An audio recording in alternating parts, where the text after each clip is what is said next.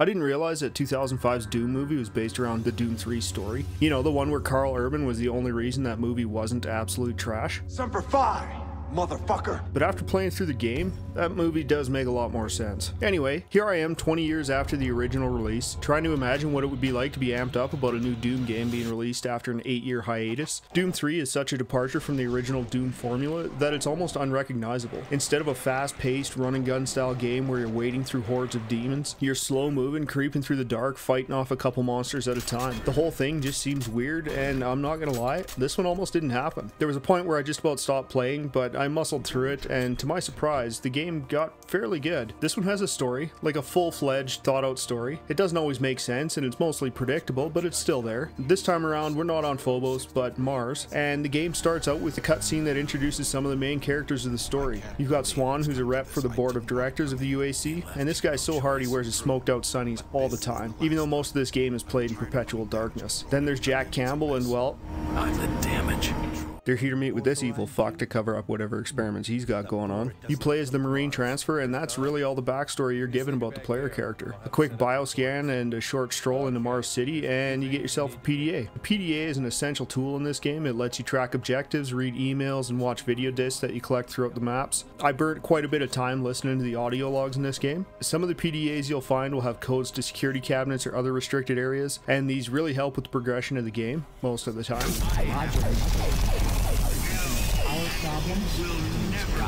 Next, it's off to find Sergeant Kelly, the last of the main characters, and he'll be directing traffic for most of the early game. Took your sweet time, Marine. From here, it's off to find a missing scientist. I'm about 15 minutes in here, and there's still no action, but you do get one of the best lines in the game right here. The devil is real. I know. I built his cage. I'm getting abnormal readings here. And this is where things kick into gear, not high gear. That comes much, much later. This whole sequence I feel is really well done. All this demonic imagery, humans getting zombified. Once you're back in control, the next 10 minutes feel pretty intense. All the radio chatter as you're working your way back to Marine Command, fighting off zombies as you go. I found the shotgun right away here, and this thing fucking sucks. The only way you can be sure you'll kill even the weakest enemies is if they're deep throating the muzzle of this thing. I mean, look at this shit. But when it does connect, it is devastating. The jibs I like quite a bit. They're cartoonish and take away from the horror aspect of the game, but milting an enemy just feels good. Speaking of cartoonish, for a 20-year-old game, it looks nothing short of amazing. I imagine back when this was released, it was mind-blowing. The dynamic lighting is incredible, even down to the little things like the enemy projectiles being their own light source. Some of the environment has that kind of high-gloss plastic feel to it, but even that isn't really noticeable after a while. The overall level design, when you can see it, is great, and I do love the look of the Martian surface. All in all, it's a really pretty game. The interactivity of this game is pretty great. Things like the displays or touchpads that have multiple usable functions on them. The sound design does a really good job of immersing the player in the horror atmosphere. The ambience is dark and spooky, and as a first-time player, the first couple levels really had me on edge. Then there's other subtle things like the creepy voices that will sometimes echo through the halls. Over here. And each monster has its own unique set of sounds, which is really helpful because half the time you can't see what you're up against. Which brings me to my biggest complaint about this game. It's so fucking dark all the time. I get that it's supposed to be a horror game, but I don't think that restricting the player's view to 10% of the screen is a good way to increase the tension. Especially when the flashlight is bound to its own key and you can't pack a weapon while you have it out. We can fly through space and travel to other dimensions, but we can't get a fucking flashlight taped to our gun. I ended up cranking up the brightness as high as it would go, and the game was still terribly dark. I did run into some performance issues while playing through this one. Almost every time I took damage, the game would freeze for a little while, which probably makes the experience a little closer to the original experience 20 years ago, as I bet this game was pretty demanding back then. I tweaked the settings to see if I could get it to run smoothly, but it didn't help. The one benefit of the lag was it gave me some time to plan my counterattack, because the pain state in this game is ridiculous. If you happen to get backed into a corner by multiple enemies, you basically have to spray and pray to get yourself out of there. But it's not all bad. Again, the level designs are overall really nice, with a couple of quick little events to remind you that you're playing a horror game. The weapons, other than the shotgun, are mostly good. The new assault rifle is great for tearing through some of the weaker enemies with its high capacity and fast fire rate. I don't get why it sounds like it misfires, which kind of took away from the feel of it for me, but this was my weapon of choice for most of the early game, seeing as the shotgun fucking blows. The chain gun is an absolute beast. I love it. My second favorite weapon of the game. Not the most accurate at range, but up close it tears through the strongest of enemies. Ammo was a little lean for the first 3/4 of the game, so I saved it up for the tougher fights. The plasma gun is by far my favorite weapon of the game. The overall design and feel is good, and it's very punchy, right down to throwing enemies clear across the room. I didn't use the chainsaw a whole hell of a lot because a lot of the game relies on audio even more than visuals, so I found having the chainsaw idling while working through the level takes away from the gameplay. The enemy design isn't too bad. I like some of the monsters better than others. The zombies are pretty basic, slow and lumbering, and easy to kill. The zombified Marsec guys are more of a challenge, especially the ones with the shotguns and machine guns. The shotgun guys do a ton of damage and seem to be able to hit you from farther away than you can hit them. And the machine gun guys are a pain in the ass because they're hit scanners that always seem to land their shots. Thankfully, these guys are borderline retarded. The imps got a complete overhaul and they are ugly. I mean, it's pretty hard to tell because they're usually stuck in the dark and the only way you know they're there is when they throw a fireball at you. Along with their fireball, they also have a melee attack and this annoying lunge. Sometimes they're posted up behind doors to lunge at you, and it's almost impossible to avoid. There's also the maggot, which is just a melee-only imp, and the wraith, which is just a melee-only imp that can teleport in and out of the fight. They're okay, I guess. Almost all of the monsters get a bit of a cutscene to introduce them, and the one for the Pinky is by far my favorite. These guys take some punishment and can deal out quite a bit as well. The first couple gave me some trouble, but once I realized they move in a straight line, I just started using the grenades to deal with them quickly. I honestly forgot about the grenades for the longest time. They're decent, but they bounce around a little too much, and there was more than once where I ended up hurting myself because it just bounced right back on me. The Trites are one of my least favorite enemies. I mean, they look good, nice and creepy, but they're nothing more than a nuisance. They always seem to come in swarms of 3 or 4, and it's just wave after wave, and it really slows the pacing down. You can always tell when they're going to show up because of the small holes in the walls. I usually ended up just sitting back and letting them file towards me while I pick them off with the assault rifle. I would have used the shotgun, but by the time they're in range where you might land a hit, they have a tendency to lunge at you. Hell, I chose the pistol over the shotgun for dealing with these things. I was expecting these to be a pretty common enemy, and I was right. The Cacodemons are back and the redesign is awful. I wasn't even sure what these were until they started spitting energy balls at me. Their movement is pretty nice, like they bob and weave around, making them a slight pain to hit. Despite my lack of love for the shotgun, it was my preferred method for taking these things out. There's a mini boss at the end of the Alpha Labs, which was pretty fun to get through. This little spider demon that uses telekinesis to throw objects at you, and it goes down really easy with the plasma gun, but it's in such a tight area that it got the old heart ticking a little bit. The Lost Souls are here. They also have a cool intro, but that's really all I can say about them. One of the new enemies that I'm torn on is the Commandos. The tentacle version gave me a tough time at the start. They deal a ton of damage when they slap the shit out of you, and they take a bit to put down. Once I figured out you can just duck to avoid their attack, they were gravy. They pop up with the chain gun later on, which can be a bit tricky, but it helps keep the chain gun fed. The Revenant makes an appearance again, and he's less of a pain in the ass this time around, mostly because the projectiles from the plasma gun cut a wide swath through the air, so they take out the rockets right in the Revenant's face. Every once in a while, one will slip through though. The Cherubs are creepy little bastards that kind of fly around and lunge at you. They've got one of the creepiest enemy noises. One of the closest representations to the original monsters is the Mancubus. These big boys take some serious punishment. 5 rockets before they go down, and every now and then you'll shoot each other's rocket out of the air, which confused the shit out of me the first time it happened. But how's the game? To be honest with you, it kind of sucks.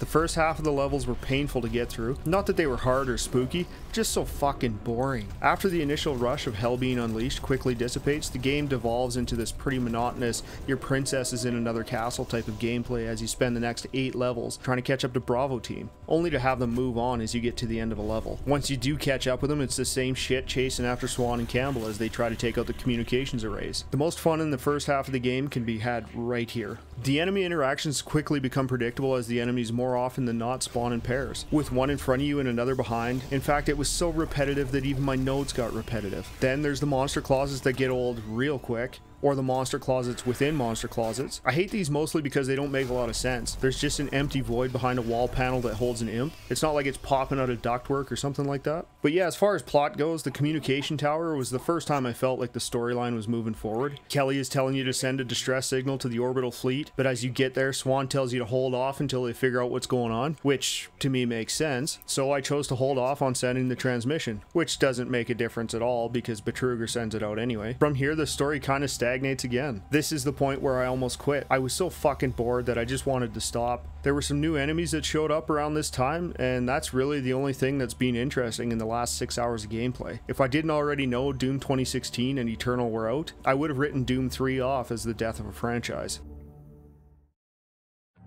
The Delta Labs are where Doom 3 finally started coming to life for me. And you know what did it? The fucking Archvile. I mean, it's not the only thing, but it was a huge part of it. Combat evolved into something that might actually resemble the classic Doom games. You've got to prioritize your targets now because the Archvile will constantly spawn in new enemies, which is so much more fun than picking away at monsters a couple at a time. I also feel like the story starts to progress at a decent rate now. From this point on, I felt like I was actually accomplishing something when completing each level, not just chasing something through the level only to have it get away at the end. Level 1 of the Delta Labs isn't the most action-packed, but the level design is gorgeous. Everything is a bit brighter with the light being cast in from the Martian surface. I think this map did a good job of rebuilding some tension, because you don't get into a fight for some time, but you can hear and see the imps scaling the outside of the facility. The goal here is to restore power to the labs, and the first thing you need to do is find a data linker, which is done before you ever run into any monsters. Once you've got access to the rest of the labs, this terminal is activated, and Kelly gives you a bit of direction. Either the transmission got some interference, or Kelly's gone a little evil. I think another thing that also made this game more fun to play was I started embracing the shotgun for what it was. I ran into the chain gunner for the first time here, and I was a bit confused because I was expecting another buddy with a tentacle, but I was brought back to reality by a hail of bullets. I guess this is a good time as any to mention the armor system in this game. I don't think it's very well balanced.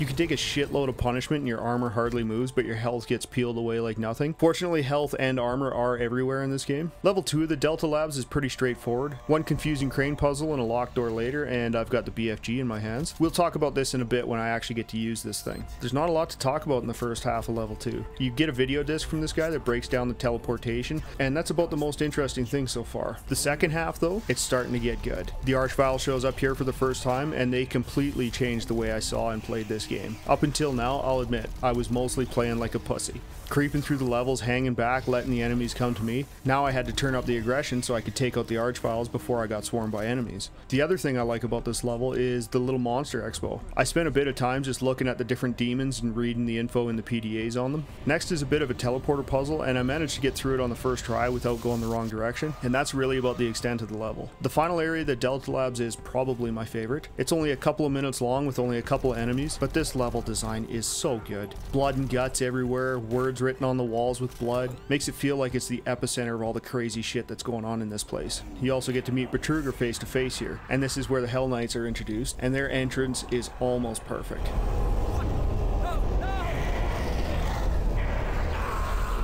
He should have ripped the guy in half. This is also the first time I used a BFG, and I overcooked it. The BFG is chargeable now, and I actually understand how to use this one. After you kill the Hell Knights, Betruger sends you to hell. But didn't he say... You will never find the thing you seek. It is trapped in hell forever. Yeah, this is one of those moments where it doesn't really make sense. Hell is definitely the best part of this game. The whole level is gorgeous, start to finish, and you can see all of it. But seriously, some of the visual spectacles are incredible. The level has a habit of changing shape as you progress, and it makes this part of the game seem unpredictable, which is a welcome change to some of the previous levels. The overall feel of this level is the most like Doom, fighting through the hellscape, battling against a good variety of monsters, which is something that most of the levels avoid. Coming to hell, you're stripped of all your weapons. I don't get why, but okay. You'll get them all back in short order as you progress through the level. Of course, the first weapons you get are the pistol and the shotgun, and you're forced to fight a Hell Knight with just the shotgun. Thankfully, the Hell Knights are slow, lumbering brutes. They take some punishment, but they're easy enough to keep your distance from. Their energy ball attack will fuck you right up if it connects. There are a few spots where they get the drop on you, and it makes for some fun gameplay, especially if there's more than one. I spent a good bit of time in the later part of this level just clinging to survival, and I loved it. Ammo for all the weapons is plentiful in Hell. I definitely missed a BFG somewhere. I found some ammo for it, but not the weapon itself. There's also a Berserk power up here in Hell. There was another one earlier in the game, but this one was more fun to use because there's more than just zombies to punch. This kind of seems like they just shoehorned it in for the sake of having a power up. It doesn't really fit the playstyle of the game. To be fair, it is more at home here in Hell than on Mars. There doesn't seem to be an indicator that it's worn off other than the screaming stops. Through one more portal and we get to face off against the boss of Hell and the Keeper of the Soul Cube. The Guardian is one of the more interesting and probably the most difficult bosses to understand. Thankfully, after a bit of fumble fucking around, the Soul Cube tells you exactly how to kill it. Destroy the Seekers, and the Guardian becomes vulnerable. From here, I just use the rocket launcher to deal with everything.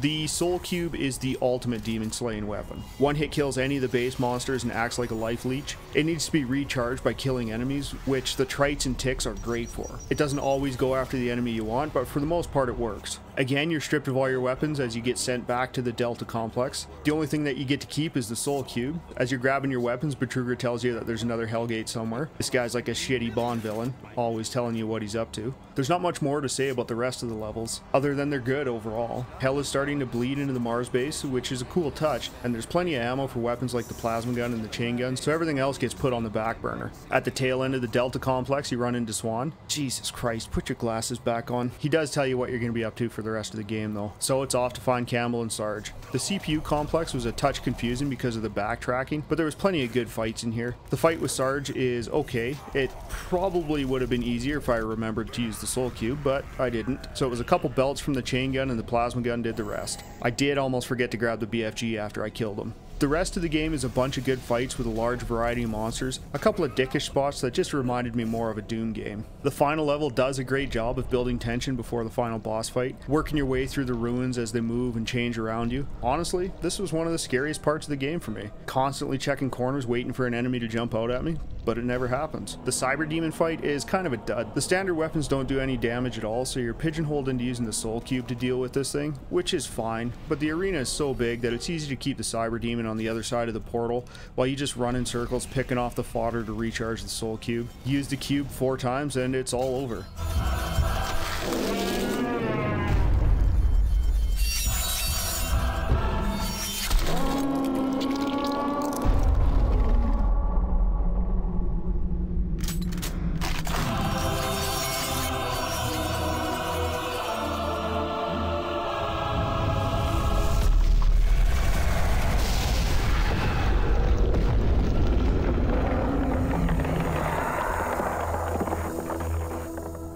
Wait, that's it?